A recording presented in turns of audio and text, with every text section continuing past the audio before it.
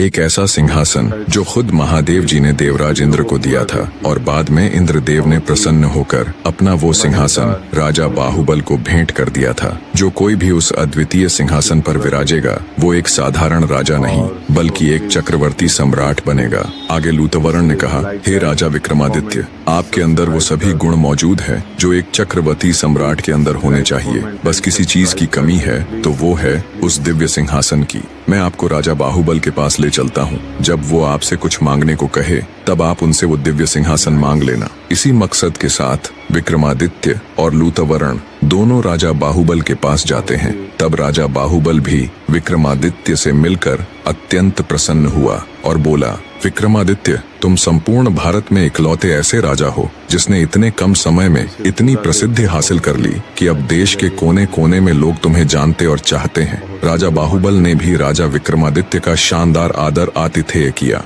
कुछ दिन सम्मान के साथ राजा विक्रमादित्य राजा बाहुबल के अतिथि बनकर रहे। फिर एक दिन जब विक्रमादित्य ने राजा बाहुबल के आगे वापस उज्जैन लौटने की इच्छा जाहिर की तब राजा बाहुबल ने उन्हें कोई भेंट मांगने का अनुरोध किया। राजा विक्रमादित्य तो इसी अवसर की तलाश में थे। उन्होंने बिना एक भी पल गवाए राजा बाहुबल से वो अतुलनीय सिंहासन देने का अनुरोध किया। अब चूंकि राजा बाहुबल विक्रमादित्य को वचन दे चुके थे तो उन्होंने निसंकोच वो सिंहासन राजा विक्रमादित्य को भेंट कर दिया। वे भली भांति इस बात से परिचित थे कि अगर उनके बाद कोई इस सिंहासन के योग्य है तो वो केवल और केवल विक्रमादित्य ही है। उन्होंने खुशी खुशी विक्रमादित्य को सिंहासन देकर विदा कर दिया। जब राजा विक्रमादित्य उस अद्वितीय सिंहासन के साथ उज्जैन नगरी पहुंचे तो उनकी पूरी प्रजा में खुशी की लहर दौड़ गई। उस सिंहासन को देखने दूर दूर से राजा महाराजा उज्जैन आने लगे। राजा विक्रमादित्य ने भारी सभा का आयोजन किया और दूर दराज से विद्वान पंडित बुलाए और उनके समक्ष अपनी इच्छा जाहिर की